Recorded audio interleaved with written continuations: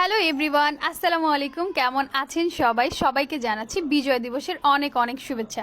যেহেতু আজকে আমার উইকেন্ড, সো হচ্ছে গিয়ে অনেক এনজয় করবো আজকে বাসায়। আমার ভাইয়ারও আজকে ছুটি আছে, তো সবাই মিলে ভালো একটা দিন স্পেন্ড করব। সো সকাল সকাল চলে গেলাম টুকটাক কিছু বাজার নেওয়ার জন্য, ভাইয়া, আমি আর আয়শা। তো এখানে আয়শা আমার সাথে এসেছে, মানে আমার ভাইয়া আমাকে নিয়ে আসছে আয়শাকে টানার জন্য কোলে করে। আচ্ছা, যাই হোক, এইখানে হচ্ছে আয়শা সব সময় আমার বোরখার পাথরগুলো এইভাবে উঠাবে, আর আমি আর আয়শা কিন্তু বাজারে যেয়ে অনেক এনজয় করেছি। বাজারে যেই পরিমাণের জিনিসের দাম বাড়ছে যা বলার মতোই না। আর এখন লিটারের তেলগুলো পাওয়া যাচ্ছে না, লাইক তীর বা হচ্ছে বসুন্ধরা অন্য যে বোতলের তেলগুলো আছে ওগুলো একদমই পাওয়া যাচ্ছে না। সেক্ষেত্রে আমরা খোলা তেলটা নিয়েছি 190 টাকা বা 95 টাকা কেজি করে, যেটা।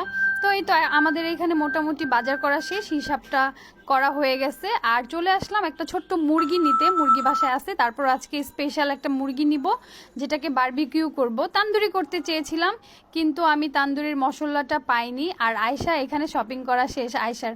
সো বাসায় চলে আসলাম, আপনাদের সাথে শেয়ার করি যে টুকিটাকি কোন জিনিসগুলো নিলাম।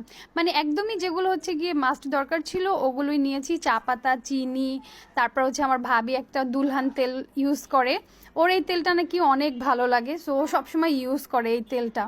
তারপরে হচ্ছে গিয়ে মশলা, লবণ। আমি তো হচ্ছে গিয়ে বাজার নিয়েই আসছি মাসের শুরুতে, কিন্তু আমার ভাইয়া হচ্ছে গিয়ে তারপরে ও আবার এক্সট্রা কিছু নিয়ে আসছে, কারণ বাজারে এখন অনেক কিছুই পাওয়া যাচ্ছে না। এর জন্য হচ্ছে গিয়ে তেল, চিনি, লবণ, ডাল এগুলোর কি এক্সট্রা নেওয়া হয়েছে।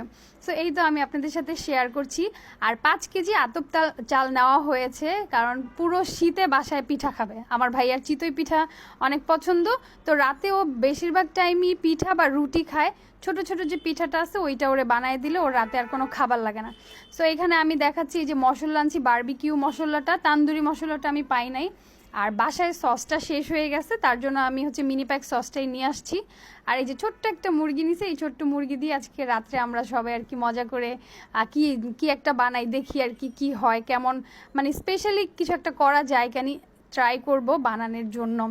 ছুটির দিনে বাসায় থাকতে অনেক ভাল লাগে, মানে সবাই একসাথে। স্পেশালি ভাইয়া তো ওরকমভাবে বাসায় থাকে না, ছুটির দিনটাই ওকে পাওয়া যায়। আবার ওর ছুটি হইলে আমি থাকি না। আজকে একদম দুইজনের ম্যাচ হয়ে গেছে ছুটিটা। তো এখানে এসে দেখি যে ভাবি হচ্ছে গিয়ে দুপুরের জন্য রান্না শুরু করে দিছে। এখানে আজকে দুপুরে সিম্পলি খাওয়া দাওয়া হবে, লাল শাক ভাজি করা হবে, আর হচ্ছে গিয়ে ডাল ভুনা করা হবে। আমার ডাল ভুনা হইলে আর কিচ্ছু লাগে না।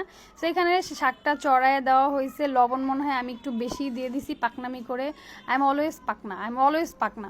সো মশলাটা যেহেতু আজকে কড়া রোদ উঠছে, মশলাটা হচ্ছে গিয়ে রোদ্রে দিয়ে নিলাম। মশলাটা রোদ্রে দিয়ে ব্লেন্ড করলে অনেক ভালো গুঁড়া গুঁড়া হয় আর অনেক ঝরঝরা হয়। আর শীতের সময় রোদ কিন্তু অনেক ভাল লাগে। লং ভিডিও দিতে আমার অনেক কষ্ট হয়, কারণ আমি কথা খুঁজে পাই না কি কমো না করবো। এই যে এখানে রান্না অলরেডি হচ্ছে কি সবকিছু চড়ানো শেষ। আর আয়শার জন্য স্পেশাল আজকে শিং মাছ রান্না করা হবে।